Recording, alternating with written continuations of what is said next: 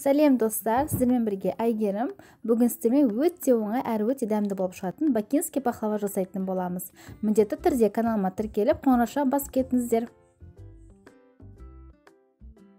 Ең алдымен ыдысымызды алып, жұмыртқаның сарысын саламыз. Үстіне қантымызды қосамыз, ерітілген сары майымызды құямыз, және де қаймағымызды салып, бәрін бір етіп араластырып аламыз. Мөлшерлерінің бәрі осы видеоның описаниесінде жазылып тұратын болады.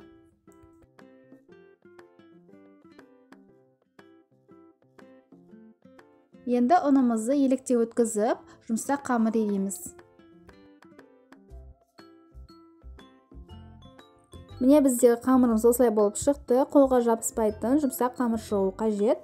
Енді пакетке салып, холодильникке 1 сағатқа қойып қоямыз. Енді салмамызды жасайтын боламыз. Жұмыртқаны ақ-уызын саламыз ыдысымызға. Үстіне біртіндеп қант қосып отырып, біз жаңағы аппақ көпіргенше миксермен шайқап алатын боламыз. Міне бірден шайқап алдым. Енді үстіне осылай жаңғағымды қосамын. Менде грек жаңғағы. Бір етіп араластырып аламын. Грек жаңғағын осылай ұсақтап алыңыздар. Міне біздің қамырымыз 1 сағат тұрды. Енді 1/8 бөлікке бөліп шығамыз.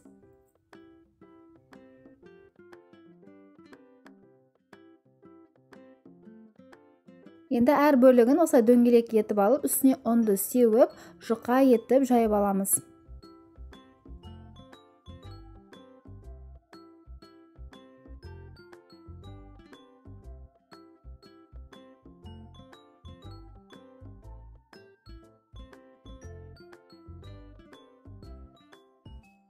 Енді духовкаға салатын формочкамызды аламыз, үстіне қамырымызды орналастырып шығамыз.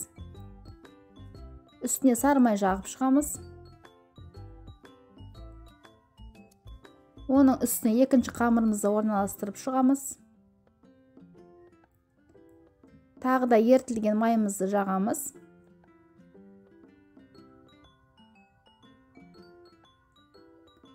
Үстіне тағы үшінші қамырымызды жаямыз. Үстіне сары майымызды жағып шығамыз. Және де салмамыздың бір бөлігін орналастырып шығамыз.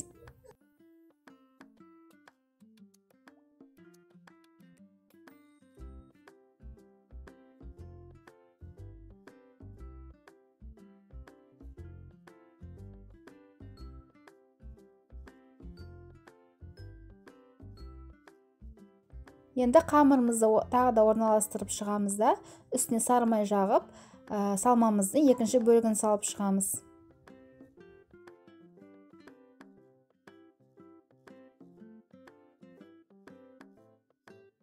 Тағы да қамырымызды жайып, үстіне сары майымызды жағамыз да, салмамыздың үшінші бөлігін салып шығамыз.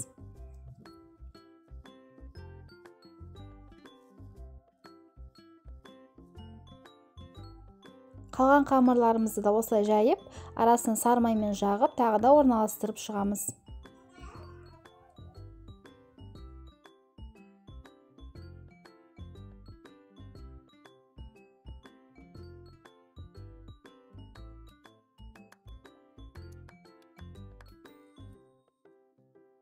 Енді пахлаваның үстіне жаңағы бір жұмыртқаны жарып, осылай жағып шығамыз.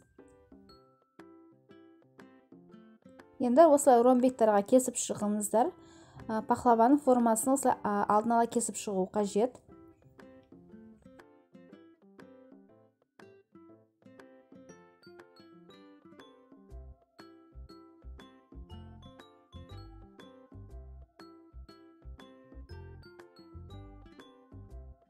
Үстіне осылай грек жаңғағымен мен әсемдеп шықтым. Өте әдемі болып көрінеді.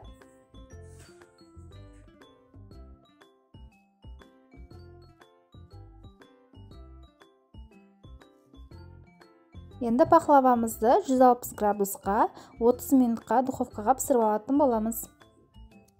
Пахлавамыз піскенше біз сироп дайындап аламыз. Суымызға қант қосамыз, және де 2 ас қасық бал қосамыз да 5 минут қайнатып аламыз.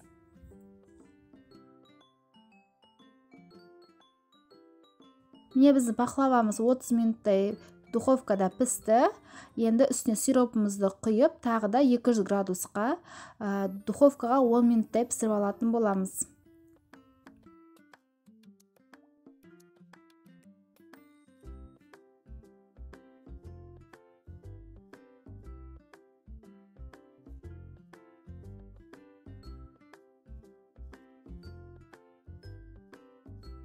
Міне біздің пахлавамыз дайын. Осылай кесіп аламыз. Өте керемет болып шықты. Өте дәмді болып шығады достар. Міндетті түрде лайк, комментарийларыңызды аямаңыздар. Ол мен үшін өте маңызды. Міндетті түрде осы рецептпен жасап көріңіздер. Сіздерде де 100% шығады деген ойдамын. Астарыңыз дәмді болсын достар. Сіздермен болған Әйгерім. Назарларыңызға көп рахмет. Келесі кездескенше.